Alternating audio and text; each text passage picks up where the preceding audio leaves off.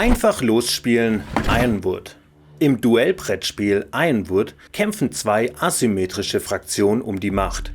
Die Ironclad als Siedler der Eisenberge wollen die geheimnisvollen Larimor-Kristalle extrahieren, um mit deren magischen Kraft ihre Maschinen anzutreiben.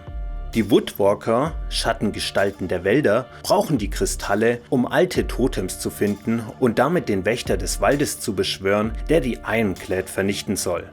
Das Taktikspiel Ironwood ist kartengetrieben. Jede Runde setzen beide Seiten Karten ein, um unter anderem Kampfgruppen zu positionieren, Kristalle zu gewinnen, Totems zu sichern oder zu kämpfen.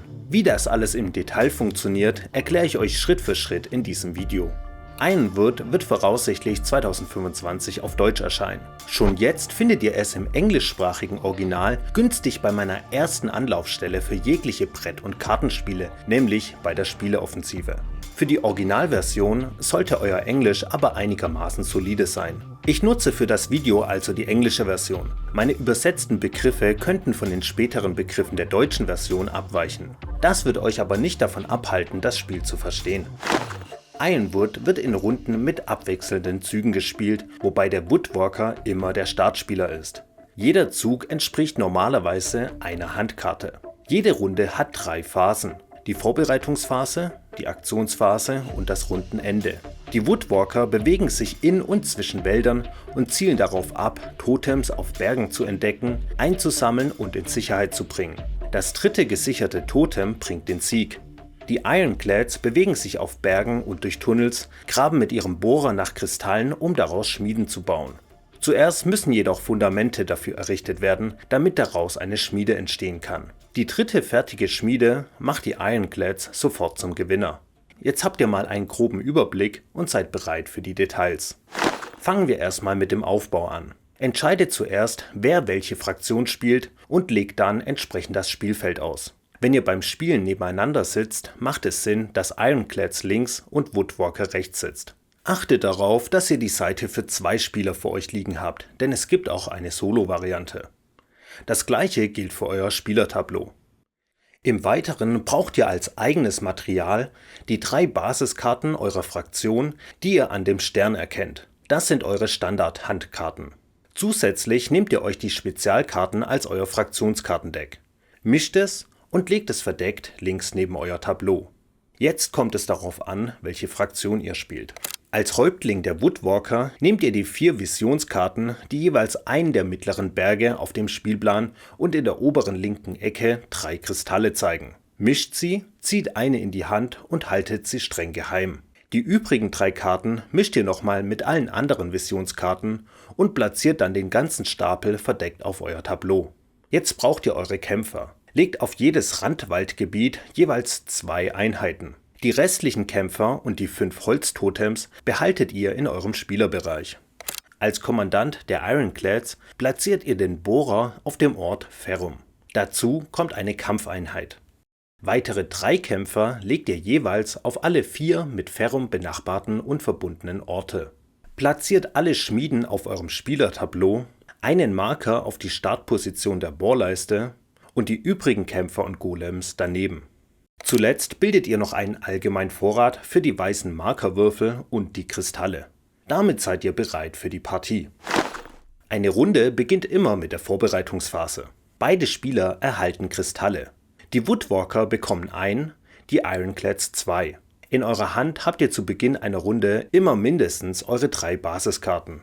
Hinzu ziehen beide Spieler 2 Karten vom Spezialdeck. In der ersten Runde dürft ihr 4 ziehen und euch 2 davon aussuchen. Die übrigen beiden mischt ihr zurück in den Stapel. Am Ende der Vorbereitungsphase habt ihr also mindestens 5 Aktionskarten in der Hand. Sollte euer Nachziehstapel mal leer sein, mischt ihr den Ablagestapel und macht ihn zum neuen Nachziehstapel. Das gleiche gilt beim sehr unwahrscheinlichen Fall der Visionskarten. Falls auf dem Spielfeld weiße Marker liegen, entfernt ihr sie jetzt. Wenn ihr solche Marker auf fortlaufenden Aktionskarten liegen habt, entfernt ihr jeweils einen davon und führt gegebenenfalls zugehörige Effekte aus. Das macht ihr abwechselnd in Zugreihenfolge, beginnend beim Woodwalker. Die Aktionsphase wird abwechselnd in Zügen gespielt. Der Woodwalker ist dabei immer der Startspieler. In jedem Zug wählt ihr eine Handkarte und platziert sie unterhalb eures Tableaus von links nach rechts, bis am Ende einer Runde beide Spieler abwechselnd 3 Züge und damit normalerweise 3 Karten gespielt haben. Zu den Aktionskarten zählen sowohl eure Basiskarten als auch die Spezialkarten vom Nachziehstapel. Praktisch alles, was ihr in Ironwood macht, läuft erstmal über solche Aktionskarten. Schauen wir sie uns mal genauer an. Oben rechts bei den Ironclads und oben links bei den Woodwalker seht ihr Angaben für Angriff, Verteidigung und Dominanz. Diese Werte interessieren uns erst später im Kampf. Im unteren Bereich einer Karte stehen die Effekte, die ihr jetzt ausführen könnt. Welche Effekte ihr nutzt, bleibt euch überlassen. Ihr müsst sie jedoch in der angegebenen Reihenfolge von oben nach unten ausführen. Wenn mal ein Effekt sagt, dass ihr zum Beispiel 2 von mehreren Aktionen ausführen dürft, ist die Reihenfolge euch selbst überlassen. Manche Karten bringen Effekte mit sich, die die Karte über Runden hinweg aktiv halten. In eurem Zug legt ihr so viele Marker auf die Karte, wie angegeben sind. Am Rundenende werden diese Karten nicht abgeworfen, sondern oberhalb des Tableaus platziert. In jeder Vorbereitungsphase werdet ihr dann immer einen Marker herunternehmen und gegebenenfalls den entsprechenden Effekt ausführen, bis keine Marker mehr drauf liegen. Erst dann wird die Karte abgeworfen. Vereinzelte Karteneffekte sorgen dafür, dass Marker auf dem Spielfeld platziert werden, um zum Beispiel zu signalisieren, dass sich eine Kampfgruppe diese Runde nicht bewegen darf. Solche Marker werden wie gesagt zur nächsten Vorbereitungsphase wieder entfernt. Es gibt einen Karteneffekt, der euch eine weitere Handkarte spielen lässt. Wollt ihr das tun, spielt ihr erst die ursprüngliche Karte soweit ihr wollt und dann die zusätzliche. Beide Karten werden unter dem Tableau auf die gleiche Position gelegt. Ihr verliert dadurch also keinen Zug. Wenn ihr in eurem Zug keine Karte spielen wollt oder könnt, zieht eine Karte vom Deck in die Hand und platziert stattdessen einen Marker. Er zeigt dadurch an, dass ihr in diesem Zug auf eine Karte verzichtet habt. Einige Karten ermöglichen euren Kämpfern, sich über das Spielfeld zu bewegen. Wie genau ihr euch bewegen dürft, hängt von eurer Fraktion ab. Die Woodwalker dürfen sich nur auf Waldgebieten aufhalten, die aber durch Bergschluchten miteinander verbunden sind. Bewegt dann höchstens so viele einzelne Kämpfer auf einen benachbarten Wald, wie der Effekt der Karte anzeigt. Wohin genau ihr sie jeweils bewegt, dürft ihr einzeln entscheiden. Die Ironclads bleiben stets auf den Bergen und werden über die Pässe durch Tunnels bewegt. Die Ironclad-Kämpfer dürft ihr nur als Gruppen bewegen. Ihr dürft pro erlaubter Bewegung eine Kampftruppe von einem Berg zu einem anderen Berg bewegen. Wie viele ihr über die Bergpfade wandern lassen oder zurücklassen wollt, entscheidet ihr selbst.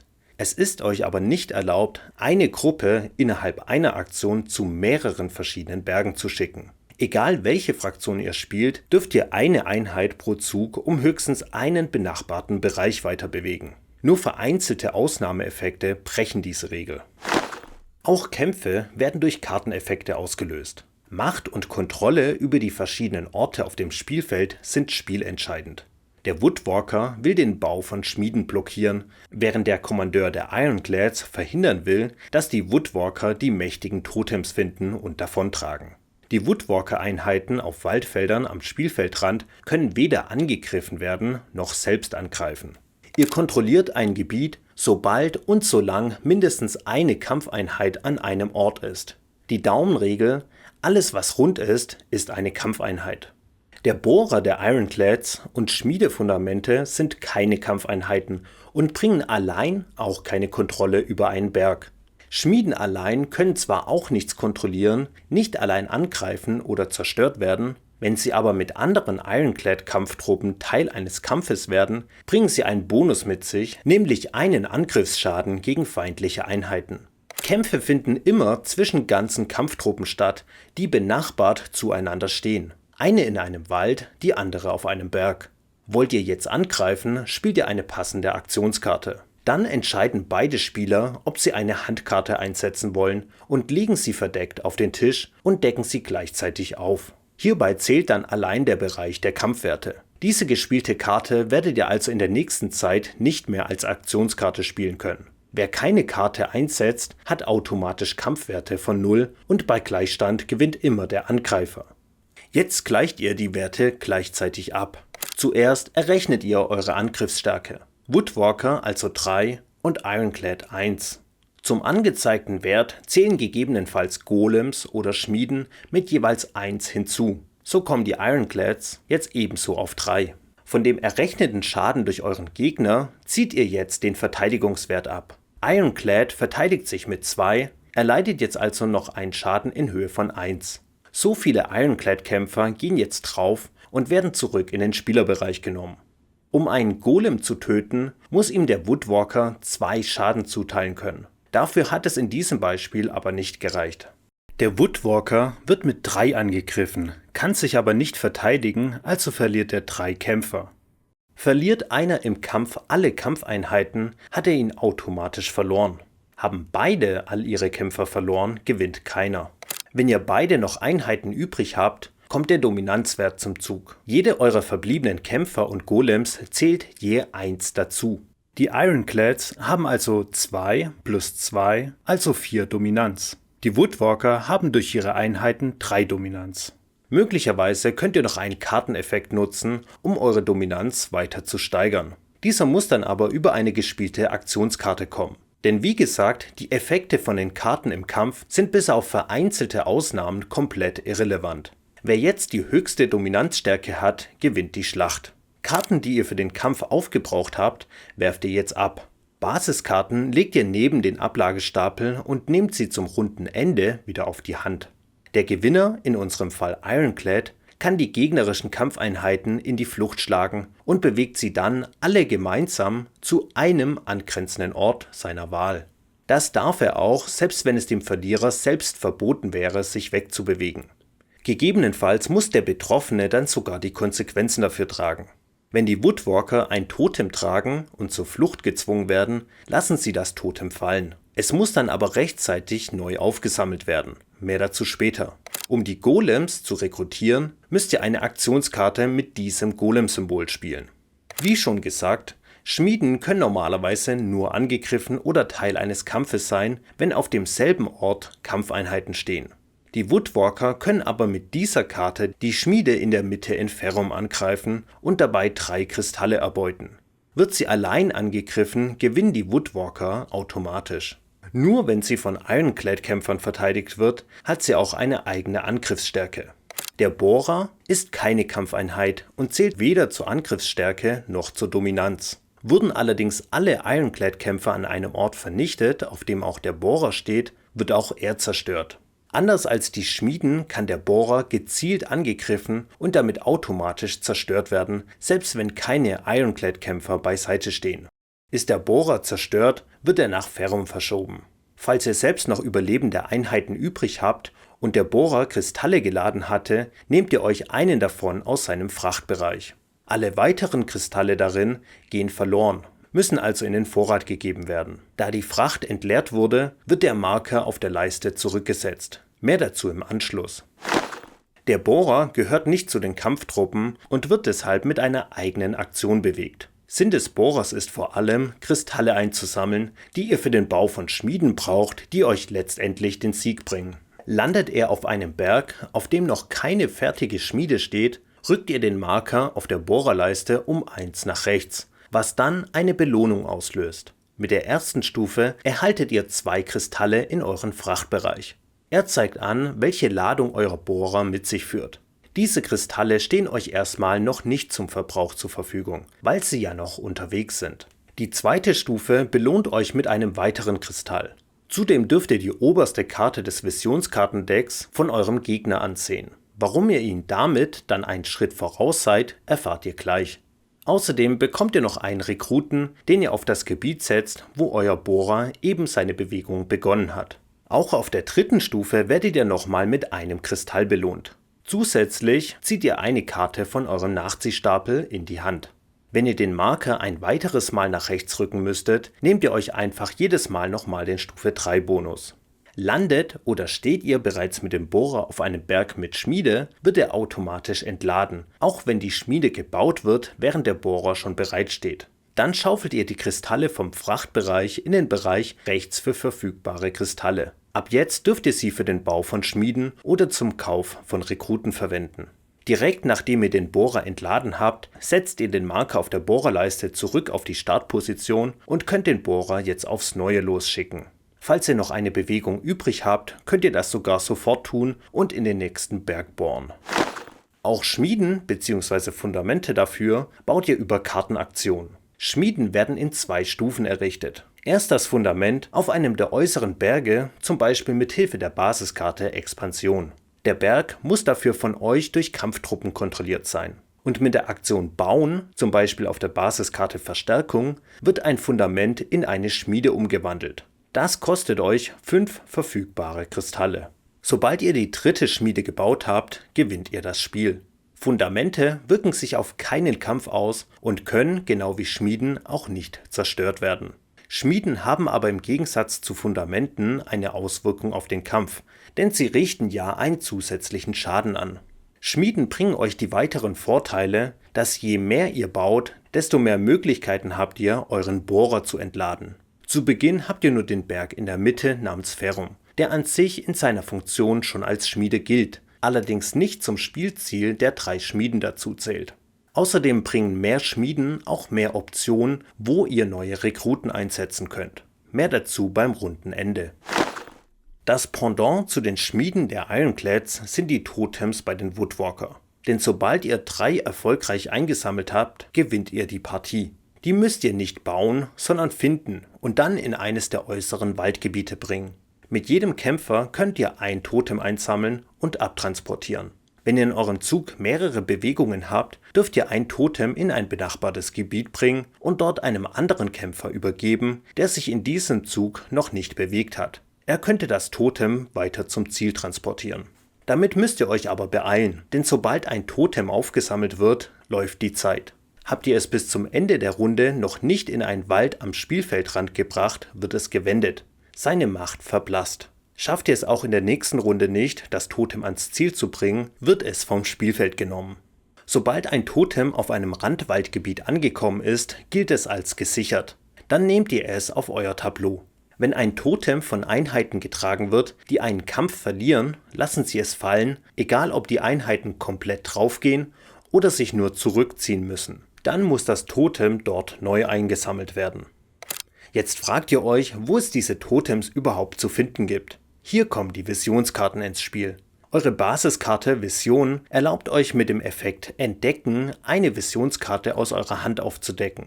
Visionskarten geben an, wo die Totems herumliegen. Oben steht der Ortsname und darunter erkennt ihr durch die Position des Auges, wo auf dem Spielfeld der Ort ist. Blöderweise sind das immer Berge, also das Revier eures Feindes. Damit ihr ein Totem finden und einsammeln könnt, darf der Fundort nicht von Ironclads kontrolliert sein.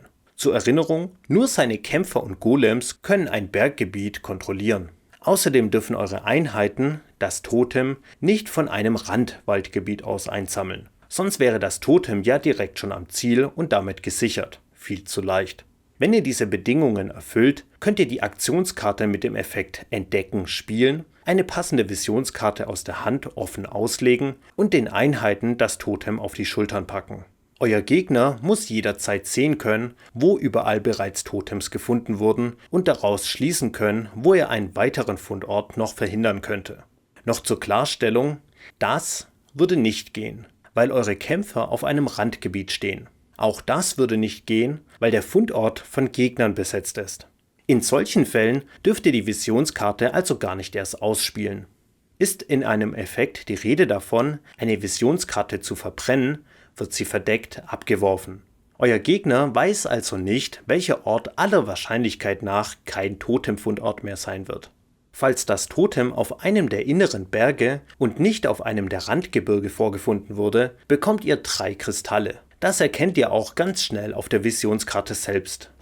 Nachdem beide Spieler abwechselnd ihre 3 Züge durchgeführt haben, steht das Rundenende an. Nehmt die gespielten Basiskarten wieder in die Hand. Gespielte fortlaufende Karten mit Markern platziert ihr oberhalb eures Tableaus.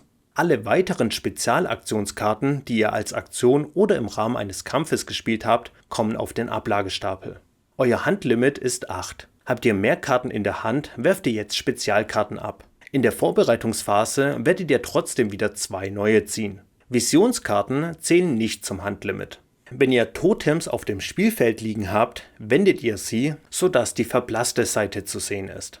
Ist das schon der Fall, nehmt ihr sie vom Spielplan.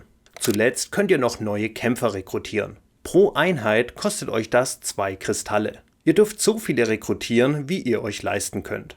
Die Ironclad-Rekruten verteilt ihr nach Belieben auf Bergen mit Schmiede. Die Woodwalker setzen ihre neuen Rekruten auf Randwaldgebiete.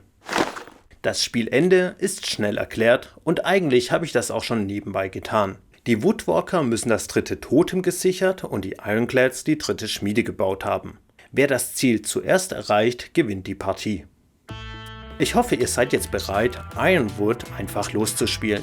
Wenn euch das Video geholfen hat, gebt gern ein Like und lasst mir einen Kommentar da. Und wenn ihr schon die Gelegenheit hattet, welches Volk spielt ihr lieber? Die Ironclads oder die Woodwalker? Wenn ihr Lust auf mehr solcher Erklärvideos habt, schaut auch meine anderen Videos an und abonniert meinen Kanal, um nichts zu verpassen. Die englische Version von Ironwood und viele weitere spannende Brettspiele findet ihr bei der Spieleoffensive. Ein Stöbern dort lohnt sich immer.